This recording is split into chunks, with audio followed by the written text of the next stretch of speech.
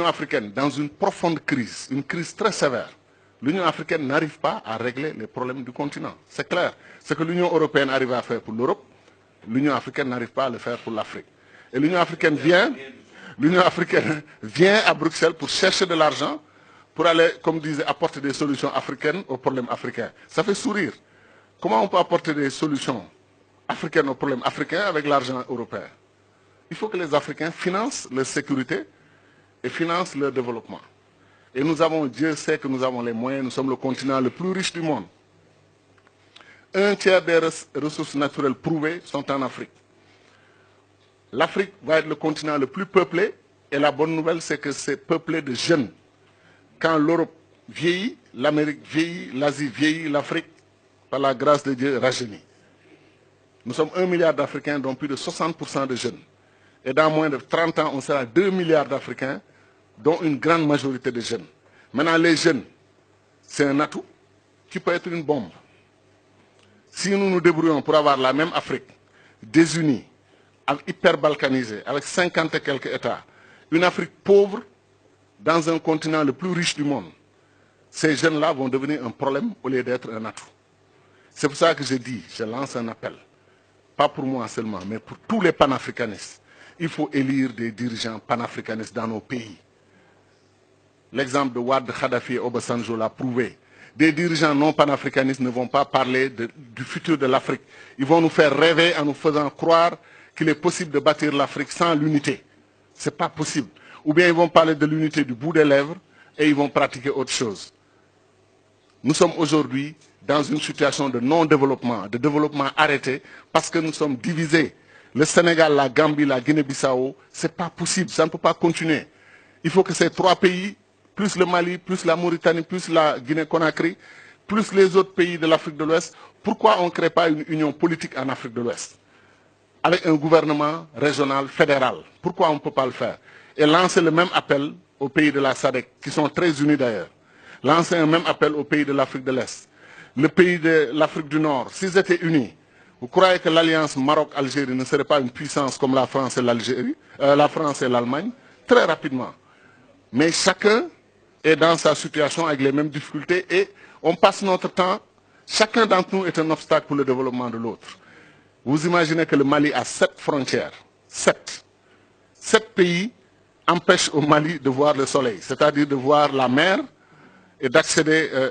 Vous avez la Guinée, territoire Sénégal, Mauritanie, Côte d'Ivoire, Burkina Faso, Niger, Algérie.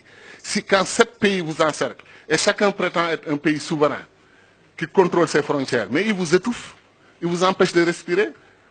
C'est pour ça que nous disons, on peut aller rapidement, au moins, à défaut d'avoir les États-Unis d'Afrique, qu'on ait des gouvernements d'union au plan régional, étape vers les États-Unis d'Afrique.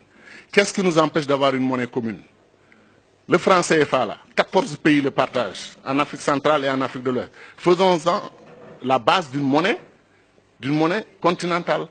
Parce que si le franc CFA s'allie avec le Nigeria, et on change le nom, on ne l'appelle plus franc CFA, c'est clair. Le mot franc disparaît au moins. Hein, on crée une monnaie africaine commune. Il ne faut pas démanteler ce qui existe et qui fonctionne pour quelque chose dont on rêve.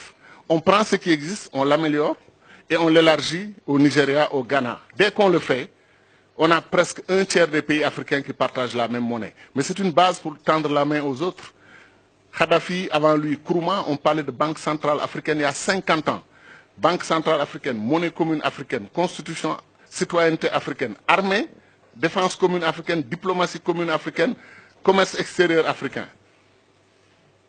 C'est pour ça que je dis que quand on a mis Nkrumah de côté, après on a organisé le coup d'État, on s'est retrouvé avec un faux paradigme qui a fait que même les pays africains les plus avancés comme la Côte d'Ivoire sont retombés après dans la situation que l'on sait. Est-ce que vous savez que les Malaisiens allaient en Côte d'Ivoire pour dire aux Ivoiriens dans les début des années 70, nous voulons être comme vous? Aujourd'hui, la Malaisie est une puissance régionale. Elle vend de l'huile de palme à la Côte d'Ivoire, qui lui vendait de l'huile de palme avant. La Corée du Sud, qui avait 1,5 milliard de dollars, 1,5 milliard de dollars de PIB égal au Sénégal, a aujourd'hui 1500 milliards. Le Sénégal a 15 milliards de PIB. Et la Corée du Sud a un niveau de développement équivalent à 25 pays d'Afrique qui sont regroupés dans le marché commun de l'Afrique du Nord, de l'Est et du Sud. 25 pays d'Afrique. Mais pourquoi? Parce qu'ils ont eu le bon leadership, et ils ont appris à être un État depuis 5000 ans. Nous, on apprend à être un État depuis 50 ans. Et des États qui posent problème parce qu'ils n'ont pas de frontières reconnues et acceptées par les populations. Les Africains, les populations sont panafricaines. Ce sont nos dirigeants qui ne sont pas panafricanistes. C'est eux qui bloquent l'unité de l'Afrique. C'est eux qui bloquent l'avancée de l'Afrique. Chacun veut être président de la République avec cortège, escorte, nommer des ambassadeurs, nommer... Et je termine sur ça. Les États-Unis ont 13 ministres, les amis. 13 ministres. Première puissance du monde. L'Afrique a plus de 2500 ministres. C'est la vérité. Comptez 30 ministres par pays, ce qui est faible d'ailleurs. Et vous multipliez par 50 pays, 1500. Comptez 40 ministres par pays, multiplié par 50, vous êtes à 2000. Et on est 54 États. Et si on les suit, ils vont détacher l'Azawad du Mali, ils vont détacher la Casamance du Sénégal. On va continuer l'hyperbalkanisation de l'Afrique. Il faut arrêter ça. Il faut arrêter ça. Il faut arrêter ça. Il est temps d'aller à l'unité. Pour des questions de survie, d'abord du continent.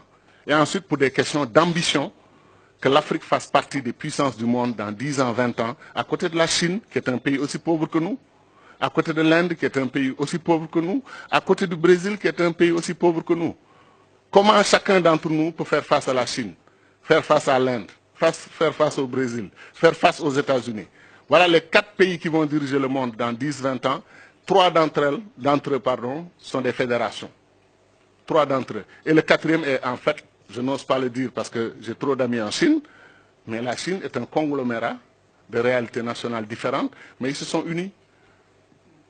Voilà donc pourquoi on a tout intérêt, 1, à intégrer notre diaspora dans le processus de développement, et 2, à aller à l'unité politique.